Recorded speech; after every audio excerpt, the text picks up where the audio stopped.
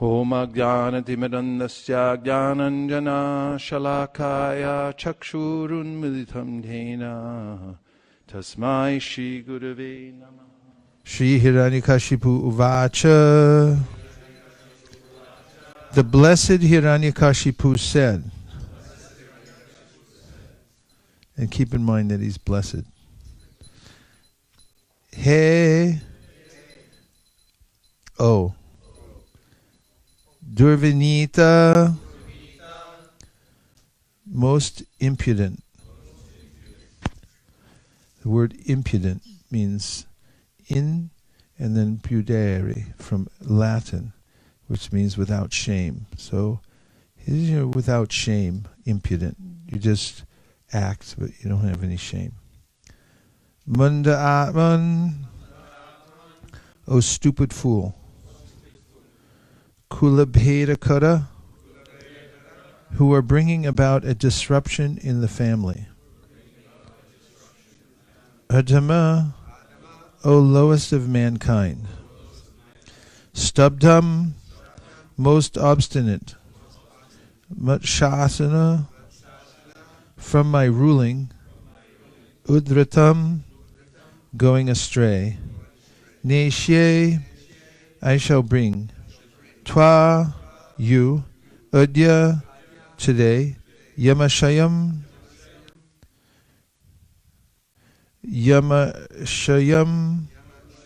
to the place of Yamaraj, the superintendent of death. Jai Shri Shri Krishna Balaram ki jai, Shri Shri Gaurnitai ki jai.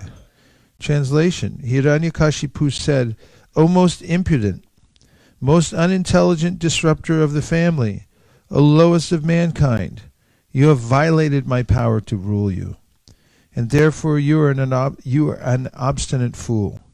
Today I shall send you to the place of Yamaraj. Please repeat. Hiranyakashipu said, O most impudent, most unintelligent disruptor of the family, O lowest of mankind, you have violated my power to rule you, and therefore you are an obstinate fool. Today I shall send you to the place of Yamaraj. Purport by His Divine Grace A.C. Bhaktivedanta Swami Prabhupada. Srila Prabhupada ki jai. Hiranyakashipu condemned his Vaishnava son Prahlad for being Durvinita, ungentle, uncivilized, or impudent. Srila Vishwanath Chakravarti Thakur, however, has derived a meaning from this word, Durvinita, by the mercy of the goddess of learning, Saraswati. He says that Du refers to this material world.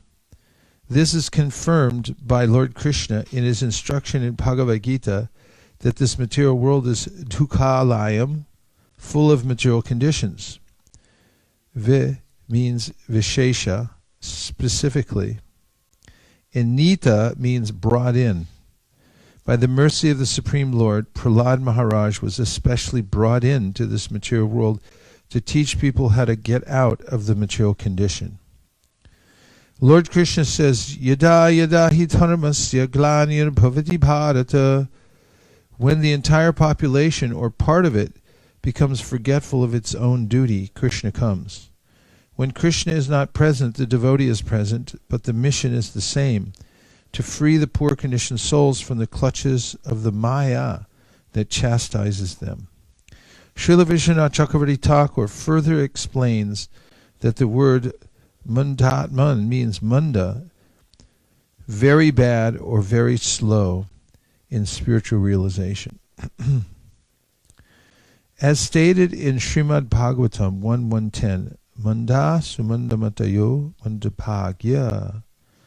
Prahlad Maharaj is the guide of all the mundas, or bad living entities who are under the influence of Maya. He is the benefactor even of the slow and bad living entities in this material world. Kulabheda Karadama. By his actions, Prahlad Maharaj made great personalities who established big families seem insignificant. Everyone is interested in his own family and in making his dynasty famous. But Prahlad Maharaj was so liberal that he made no distinction between one living entity and another. Therefore, he was greater than the great Prajapatis who established their dynasties. The word stabdha means obstinate. A devotee does not care for the instructions of the asuras. When they give instructions, he remains silent. A devotee cares about the instructions of Krishna, not those of demons or non-devotees. He does not give any respect to a demon, even though the demon be his father. Much chasanod vratam. Prahlad Maharaj was disobedient to the orders of his demoniac father. Yamashayam. Every conditioned soul is under the control of Yamaraj. But Hiranyakashipu said that he considered Prahlad Maharaj his deliverer, for Prahlad would stop Hiranyakashipu's repetition of birth and death. Because Prahlad Maharaj, being a great devotee, was better than any yogi, Hiranyakashipu was to be brought among the society of bhakti yogis. Thus, Srila Vishwanath Chakravarti Thakur has explained these words in a very interesting way, as they can be interpreted from the side of Saraswati, the mother of learning. Shri Hiranyakashipuravacha he durvinita mandatman kulabeda karadhama stabda much shasana nodvritam neshye twadya yamashayam. Hiranyakashipu said, O most impudent, most unintelligent disruptor of the family, O lowest of mankind, you have violated my power to rule you, and therefore you are an obstinate fool. Today I shall send you to the place of Yamraj. I offer my respectful obeisances to His Divine Grace A.C. Bhaktivedanta Swami Prabhupada and to all the devotees who are present here today. You are all Vaishnavas and therefore the most worshipable in the universe. Hare Krishna. They were saved here by the guidance of Srila Vishwanath Chakravarti Thakur from hearing words of criticism against Prahlad Maharaj. And this is not some word jugglery, but it is actually the way that the world works, because the universe has a dual purpose. It is created according to the personified Vedas for either the sense gratification of the living entities or for their liberation. And it's the choice of each individual living entity to make whether to engage in pursuing the objects of desire here in the material world, or in pursuing a higher cause, which is to serve the Supreme and eventually go back home, back to Godhead. So those two choices are very clear. However, the two, that is, those who pursue the spiritual path and those who are absorbed in trying to enjoy the material world to its utmost, don't meet very well in the middle. As Krishna says in the second chapter of Bhagavad Gita, Yanisha Sarvabhutanam Tasyam Jagarti Bhutani Tasyam Jagrati Bhutani Sanisha Pashito Munehe. And this means that Yanisha Sarvabhutanam, the time when all the ordinary living entities who are absorbed in trying to enjoy the material world, when they're asleep, then the Muni, the devotee, is awake. And then the opposite is true when the devotee is asleep, and he's really asleep to material enjoyment, then the living entities are awake. And they're working in the same material world, but they have two completely different views of its purpose and what is happiness here in this world. I recounted in the book that I wrote one morning when I was in Los Angeles. I lived in Los Angeles for a couple of years, right next to the temple. And I had to walk about 2 blocks to Mangalartik. And one morning, it was a Sunday morning, I was on my way to Mangalartik. And, it's like 3:30 in the morning. And I was walking down the street, and I saw an SUV full of revelers, meaning they were coming back from enjoying the libations and sights and sounds of Los Angeles in the late nighttime hours and early times in the morning. They came barreling down the street, but when they saw me walking down the street in my dhoti with tilak on, looking all fresh, just having jumped out of a cold shower,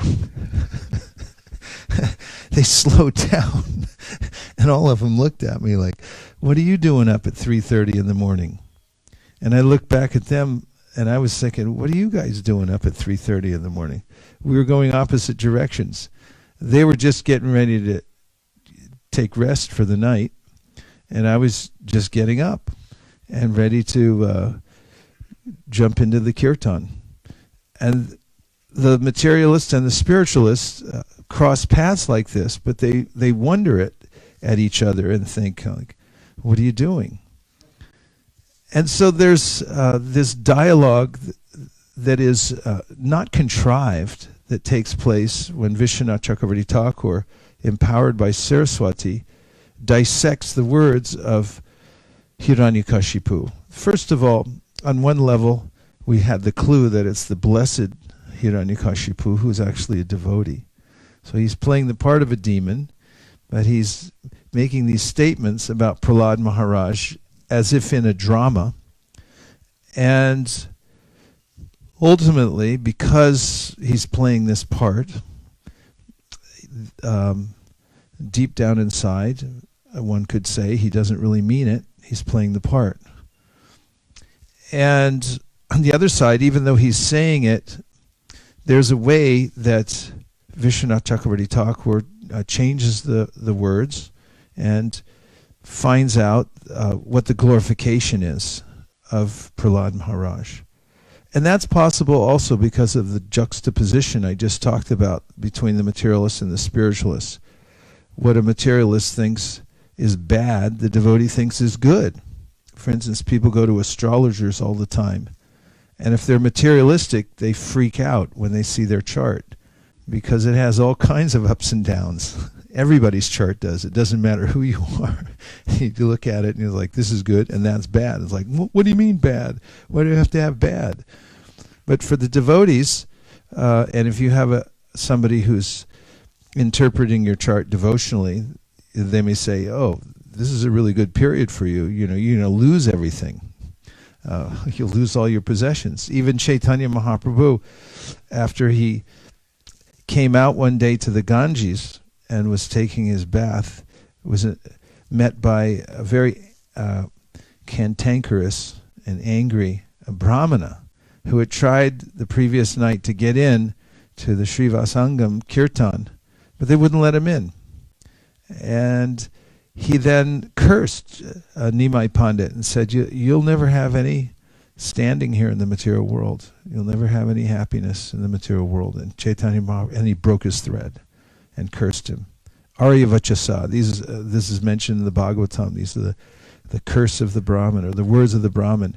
And when Chaitanya Mahaprabhu heard this, that you'll never get any material happiness, he was like, yay! Because the devotee understands that the material world is not meant for material happiness. If one has that point of view, if one adjusts one's expectations of what you can get out of the world, then he doesn't become disturbed by the changes of the material world and the so-called good and bad. He remains steady in both of those situations. As mentioned in the purport, the material world is a dukkha alayam. An alaya means a place, like Himalaya. Himalaya means a place of snow, right? Hima, snow, and alaya. It's a place of snow. And so then there's the Bhojanalaya, which means what? You get a little roti and some, and then if you go to the Dukalayam, you're in for a whooping, because that's what you get there in the Dukalayam. So if you come to the Dukalayam and you want to find some happiness here, then you're going to be disappointed. So one has to adjust one's expectations in being here in this material world. So looking at the specifics, which is what we're pointed to do in the purport, Srila Vishwanath Chakravarti Thakur, first of all, says that this term Durvanita, which in the word for word means most impudent. So the goddess of learning, through the pen of Vishwanath Chakravarti Thakur, then dissects the word Durvanita, which means a really derogatory term towards Prahlad Maharaj, means do, this material world. And then Vishesha, and Nita. That Prahlad Maharaj, Vishesha, was specifically, Nita, brought in to help eradicate the misery of the material world. So the word tuk refers to being out of alignment, actually. And a common analogy given in relationship to this word is the axle in a wheel. Like in a bullock cart, there's an axle that goes through the wheels. And if it's out of alignment, then the wheel will not run properly. It may even create a lot of heat. And I remember driving home from the St. Louis airport one night, and our axle was out of alignment and the car caught on fire, which was not unusual for driving in devotee cars. But it was Duke. It was out of alignment. So everyone's out of alignment in the material world. And so although the word on one side, according to the intention of Hiranyakashipu, meant you're an extremely impudent person, meaning that you're shameless, is actually that Prahlad Maharaj specifically came to the material world he was sent here to help everyone become realigned with the purpose of Krishna consciousness.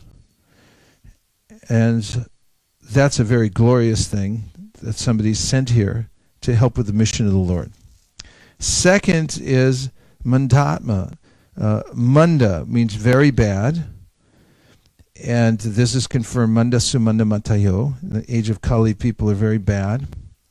So Prahlad Maharaj is the guide of all the Mandas. So one shouldn't feel bad if one's Manda. And it's certified by the Bhagavatam that everybody's bad in the age of Kali Yuga. So no one should feel out of place. It's actually it's a good thing to be bad. It's good to be bad, because then the great personalities take compassion. In fact, Jiva Goswami mentions this in the Bhakti Sandarbha, that the main qualification of everybody in the Kali Yuga is their disqualification. And the more disqualified you are, in America, for instance, if you don't have any money, then you get free health care from the government. If you have a little money, they won't give you anything. So you have to be broke before you can qualify for any kind of assistance. So in the Kali Yuga, everyone's Manda, and here Saraswati's glorifying Prahlad Maharaj, that he's the one who's come to help the Mandas. So we should feel happy if you feel that you're manda, or you know that you're manda, that you're very bad, then be joyful, because Prahlad Maharaj has come to lead the mandas. And all one has to do is follow his system. Then he says, and there's just a couple more terms here, and then we'll have some more discussion. We'll have some discussion, there hasn't been any yet. Kula Bheda Karadama. By his actions, Prahlad Maharaj made Greek personalities who established big families seem insignificant. So what Hiranyakashipu was trying to say is, you're ruining my family, because I had this plan that I would have a super demon son, and now you've gone the other way. This is very disturbing to a father, that the son doesn't follow in the footsteps of the father. My father was a psychologist, and he never professed to believe in God. I think he was raised as a Catholic, but he rejected the church later on, became kind of an intellectual. And I remember after I'd been a devotee for several years, and he took me to the dentist once, and on the way home, he said, nobody else in our family ever needed God. What happened to you? And I thought, how Hiranyakashipu-esque of you to ask me something like that. This is a similar situation with Prahlad. It's like, what's the matter with you? What happened? But actually, Prahlad is such a great soul. He's leading all the disjointed families around the world and bringing them back into the main family, which is Krishna's family. This is the glorification given by Saraswati. And then finally,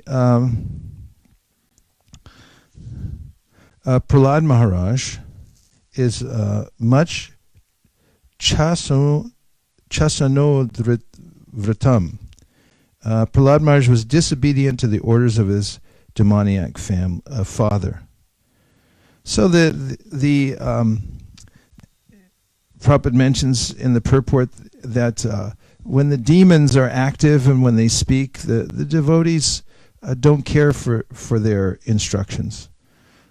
In the 7th canto later on, there's discussion of varnashrama, and Prabhupada says, what about somebody who has to go out and work among those who are of demoniac nature, just to make a livelihood? And what do you do then? And you have to talk to people, you have to interact, and so forth.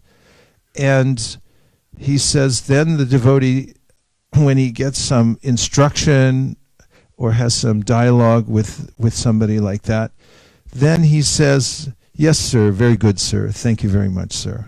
But he doesn't internalize those things. He only acts superficially in order to do whatever he has to do. And this is the way that the devotees work within this world. They're not influenced by the demoniac instructions or the propaganda that comes through the airwaves about demoniac living and so forth. They simply live amidst it, but they don't become influenced by it. Dukeshu anuvigna manaha sukeshu vigataspriha vitaraga bayakroda stita dirmunir uchate. Krishna mentions how a devotee is able to work in the material world, and despite the fact that there are disturbances, that person, that devotee, isn't disturbed by them because his mind is fixed on serving Krishna, and in all circumstances goes on serving Krishna.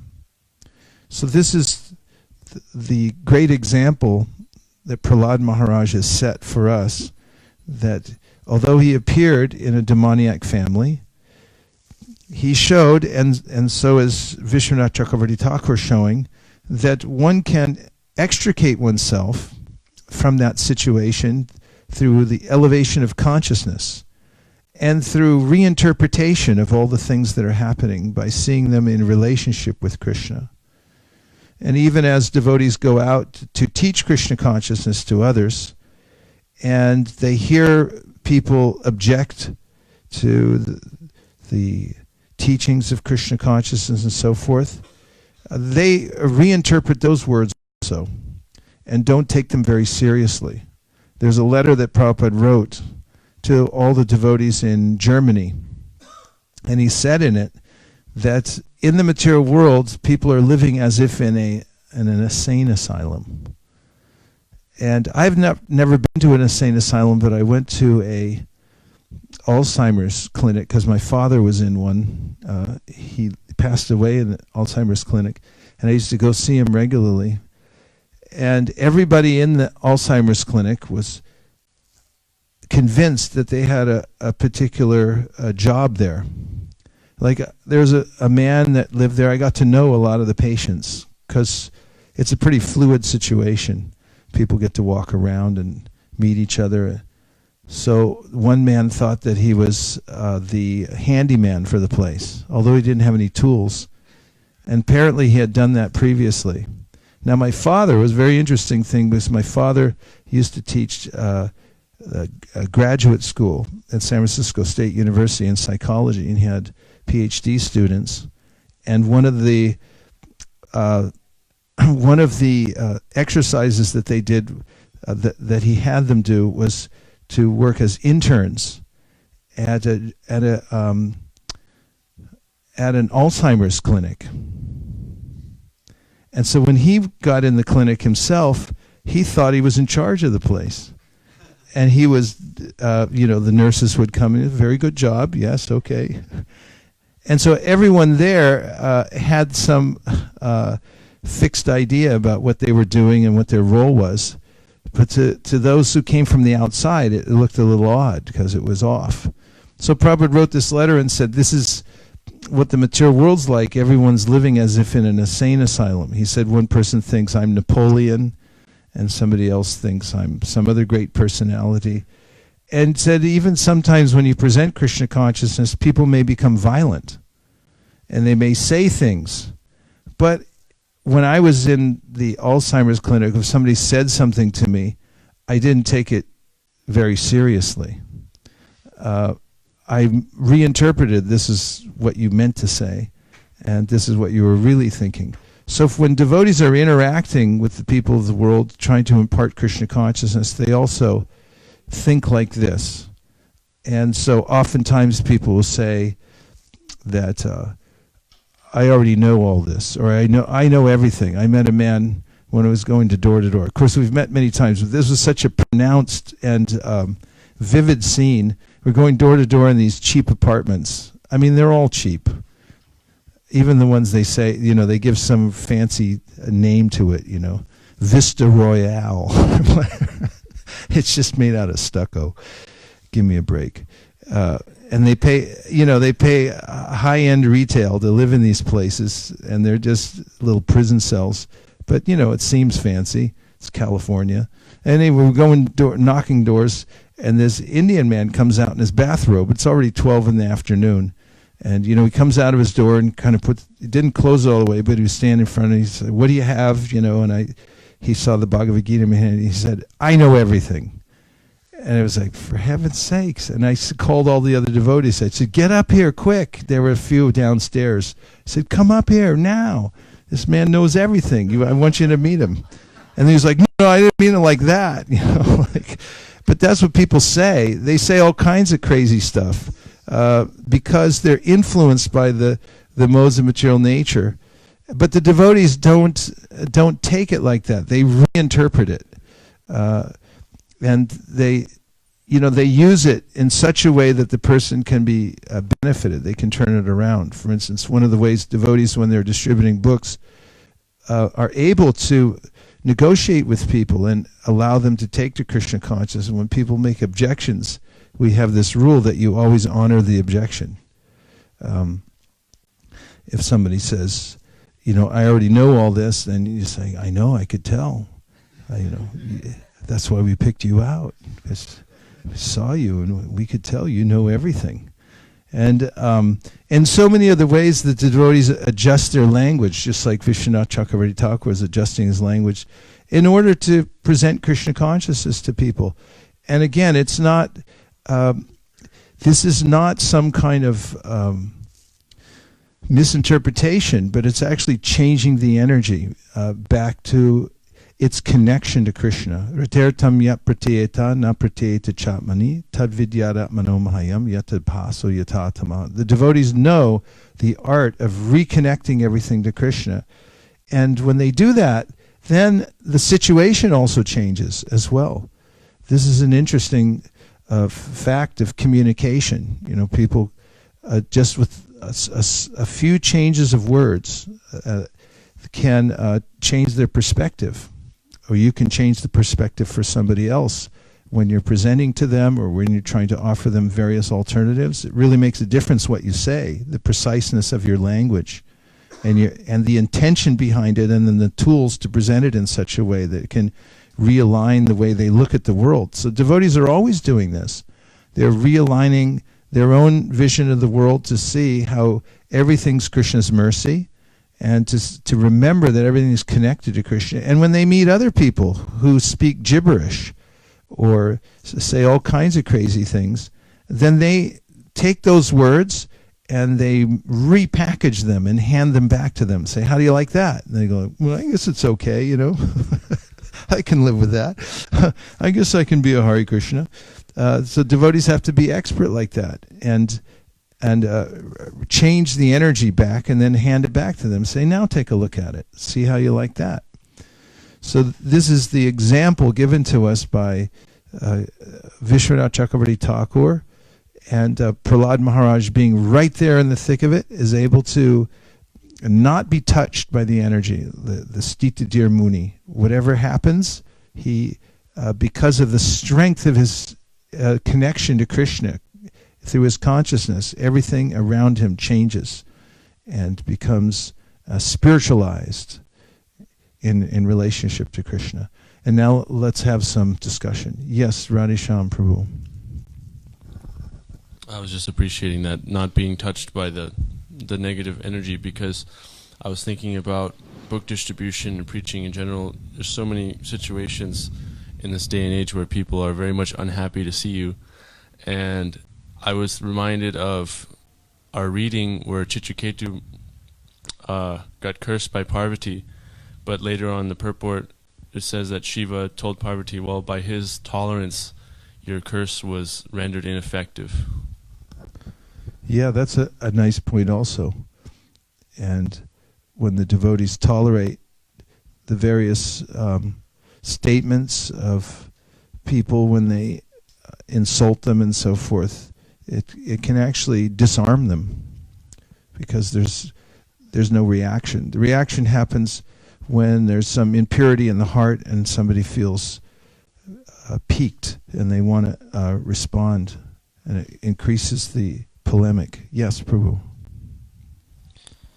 Hare Krishna. Thank you very much for class. I was on this point of how devotees will take the words of somebody. Sometimes they might be speaking gibberish and represent it or repackage it. I was being reminded of sometimes on my way to work, when I used to work, I would listen to these sales tapes. And one tape in particular, the salesperson would say if somebody said no, it's because they didn't K-N-O-W know enough about the product to say yes. So sometimes when I'm out on books now, that rings in my mind. If somebody says no, it's okay, you don't have enough information yet to say yes. So I try to give them more. Exactly. Yeah, that's a nice use of that. And also, when somebody says, I want to think it over, then the salesperson, the expert salesperson, would think, I really appreciate that you'd care enough to think this over. And just so I know, for my own edification, what is it specifically you wanted to think about? As oftentimes people, they'll out of hand reject Krishna consciousness. I'm not interested. And it's like, oh, I really appreciate that. But just so I know, what specific thing are you not interested in? What part of it? Well, the whole thing. Well, just name one thing, one thing about it that you don't like.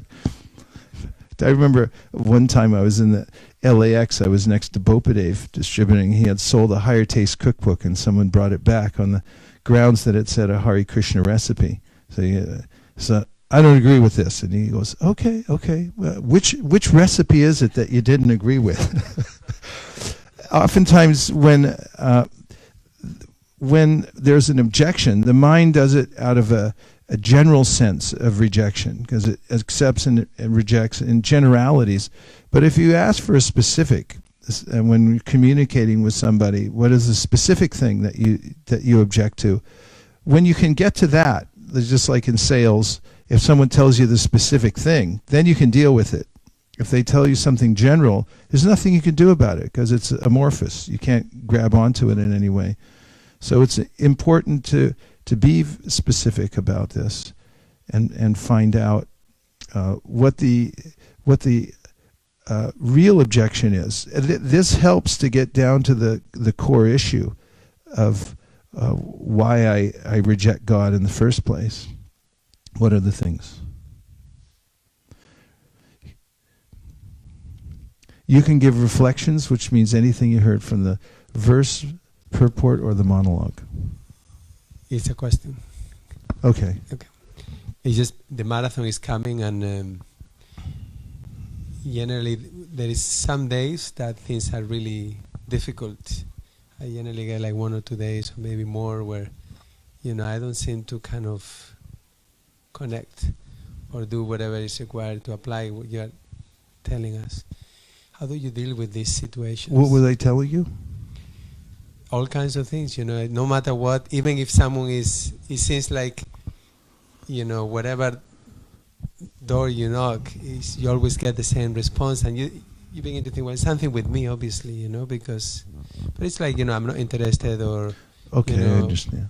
Well, what I do, and this is not just a technique, this is the way I've been able to maintain or go on, and that is that I change my definition of what success is for myself. Because if I have a particular expectation that this is what success looks like, people are going to like me, or I have all the right answers, or I feel good about myself and other people feel good about me, or whatever it may be, or I sell a certain number of books. If that's my expectation and I don't meet it, then I have every right to be disappointed. But I also have the right to change my expectation. I can say, look, I'm successful just if I walk out the door. That, to me, that's success. After all, it's a glorious activity just walking out. And who says I have to produce a certain amount? It's a self-imposed goal that's saying, you have to do a certain number of books or hours or whatever. I mean, the marathon basically is, something we just made up ourselves. It happened spontaneously one year in Los Angeles, and after that everyone says, you have to do the marathon. And like, yeah, I mean, you should. I mean, it's nice, but who says you have to? I mean, for your own self-preservation, you can say, this is the way I do the marathon. I mean, I'm not advocating not being enthusiastic and putting in long hours, but I am saying that internally you have the right to redefine what success is. And I find that when, for instance, in dealing with groups of devotees who are thinking about, as you gave the specific example, going out on Sankirtan, that the more I help them adjust their expectation, the more they're eager to go out. Because oftentimes my mind is my main obstacle, because I'm thinking this is the way it has to look, this is what I'll have to perform in a certain way. And that's a very difficult goal to reach. So just be yourself, go out and depend on Krishna. One thing I used to do when I'd go out by myself, for 3 years I had to go out all by myself. I had no other Sankirtan partner. And I went out every day, because I only lived 7 minutes from my Sankirtan spot, and I did that deliberately. But I ended up losing the partners that I had there that I was going out with. And so what I did was I made myself a chart. And I figured out there were 6 scenarios that could possibly happen, general scenarios. One was I'd call to somebody, I was behind a booth, and they wouldn't look at me, like they'd pretend I didn't exist. That was one category. Then the next category is they'd look at me and then say no and not stop. The next one was they'd look at me, acknowledge, come over, look, and then reject it. And the next one, they'd look, come over, and they'd take it, but they'd give just a token donation. And the third one is they come over, they'd appreciate it, and they give, a fairly decent donation. And the sixth one, I should say, was that they'd come over, they'd appreciate it, and they'd give a huge donation. So that covered the spectrum of the 6 things that could possibly happen. And I kept a chart every day, and I still have them somewhere, I think, stored away in my attic for posterity's sake. And every day, every week, every day, I'd look at them, and they're always the same. And I just sit there and I check off the box. The guy didn't look at me, check, fine. That's the same to me as the guy gives a huge donation. It's all the same. Big donation, medium, no donation, hates my guts, fine. That's not my business. All my business, my only expectation is I go there and I perform my duty to the best of my ability. If Krishna would like to send a bunch of people who don't look at me, that's fine with me too. It's up to him. But I did find that the chart always filled out. At the end of the day, it was always the same, no matter what my mind told me. So in any service that we do, we should understand that there is a certain set of results that can come, and we shouldn't categorize those, say this is good, this is bad. It's all good. If you're sincerely doing your service, it's all fine. Anything else? Anything else means any reflections, anything you heard that stuck in your mind. And if nothing's stuck in your mind, then I'm going to bury my head in my arms and cry. Okay, Samya Prash.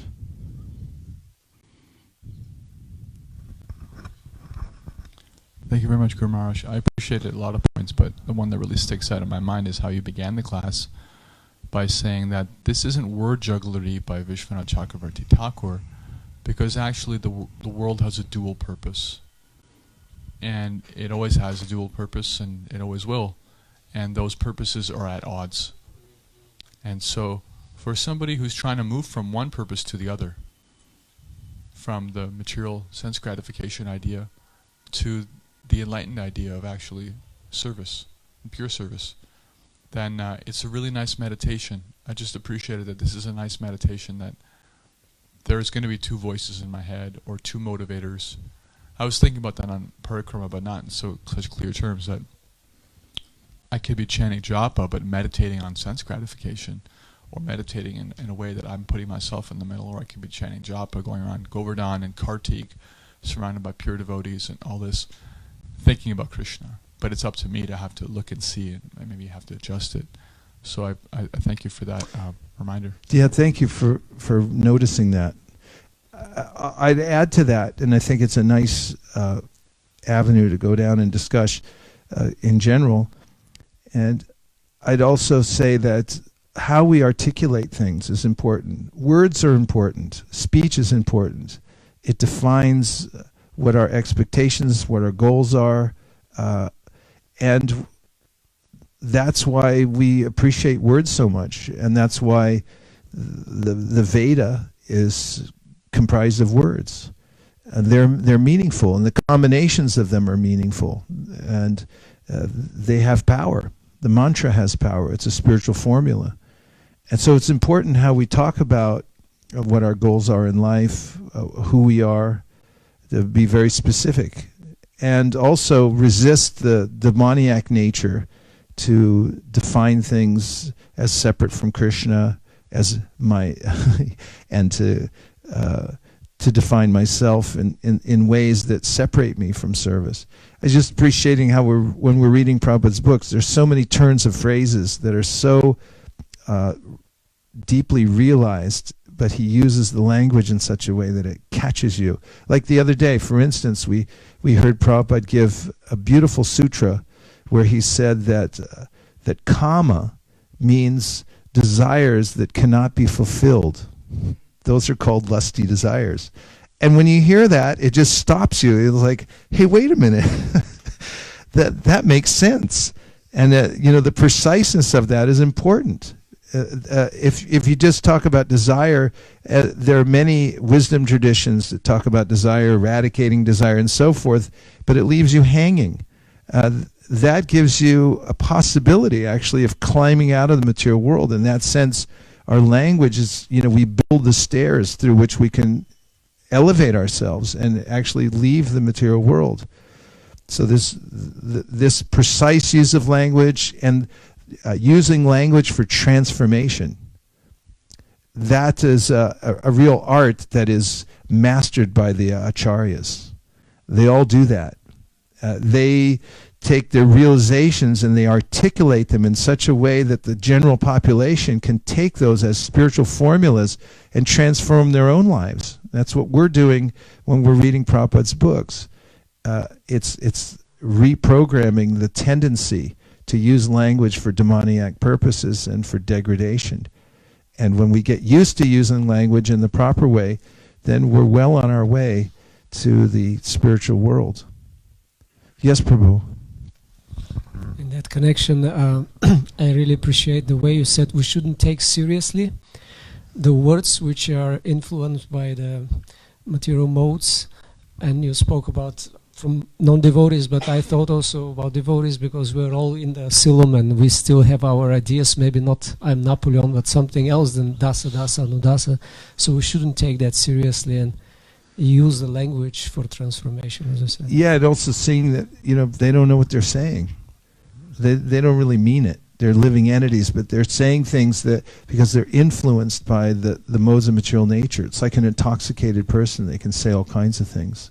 One day when I was in Santa Cruz, Shraddha Devi Dasi, this is probably about 7 years ago, we were there on the street, and this guy was with his daughter, I think she was about 10, and I presented him a book. He was a little skeptical, but then when I asked for a donation, he flipped out, and he handed the book back, and he said, see? And he started giving directing a diatribe towards his daughter to educate her about the ills of the world that are perpetrated by organized religion. And he went on and on for about 5 minutes about how there's no difference between God and a street sign, that these people, all they want is profit, blah, blah, blah, blah, blah. But somehow or other I sensed that he was just mad. I mean, mad in the sense of crazy. And I tolerated and I just listened and kind of agreed with everything and absorbed it. And lo and behold, after 5 minutes, he changed his mind. He took the book back, gave us $5, and handed the book to his daughter and said, here, you read this. And these kinds of things happen, if you have a bedside manner and that you're dealing with patients, you have to tolerate some of these things. Maybe 2 more and then we better stop. I really like that story about the Alzheimer's clinic, and it just... one thing I liked about it is that there's a few things I liked about it, but one thing I liked about it was that it's a very nice kind of blatant example of how we all are so convinced of what we are, and when somebody who has a more enlightened or sober or sane perspective looks at it, they're like, you're not in charge of this place, you're not a mechanic, you're not a whatever you think you are. And I really appreciate you sharing that experience, and that was... Yeah, and Nagar, the one night when I came out of there, it's a very disorienting kind of feeling. There's your father, it was your father, now, it's hard to relate, and all the other people in there. And I came out, I had to stop and put gas in the car, so I was there self-serve, gassing it up, and this guy drives up in a really fancy SUV and hops out, and he was Joe Cool. He had he was dressed nice, and you could tell he had a swagger, like full bank account, good job, everything. He was like cleaning his, and I was thinking, he's this far away from, this is another kind of disorientation. He thinks he's this, but I was thinking, like, you're that far away from being on the other side, and where does it all start and end? And did you have a point? Yes, last point. Thank you, Nagar Kirtan.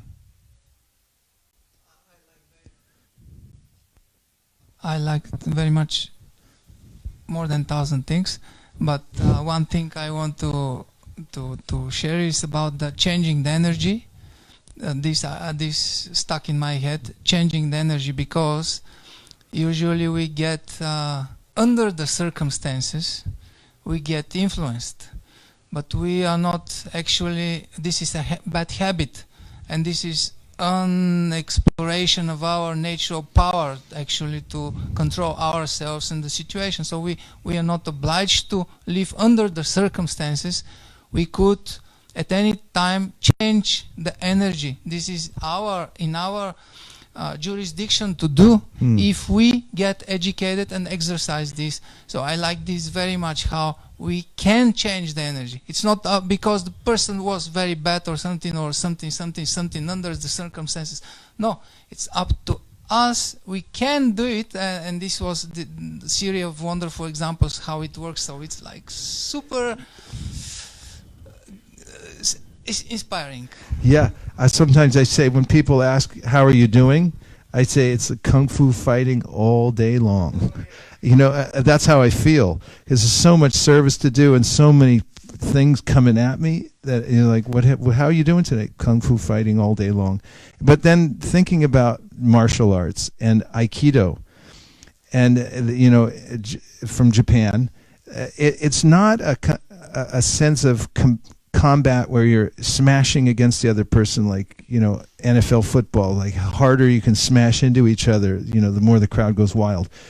The Aikido is the science of seeing how there are pressure points and there are energy that are coming at you. So a little old man can take on these big burly people, but because he knows all the focal points. Just like when you see an expert madunga player, one little tap and it's a totally different sound. When they're expert, it's like, wow, how did you do that? You just touched it. I touch it. It doesn't sound like anything. So this is the way that we have to become expert to finesse the energy so that it's always flowing towards Krishna. We're always bringing our language towards Krishna. We're always bringing our mood of service towards Krishna and connecting it. And it does require kung fu fighting all day long. You can't stop, because it'll keep coming at you every single day and every single minute. So you have to get in shape, and you have to be ready for that interaction with the modes of material nature. Gaur Premanande Haribo, Nitai Gaura Haribo, Haribo, Haribo, Nitai Gaura Haribo, Nitai Gaura Haribo, Bo. Haribo, Nitai Gaura Haribo.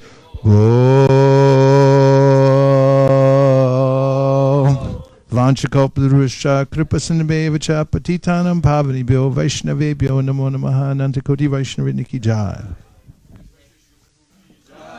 Srila Prabhupada ki Jai.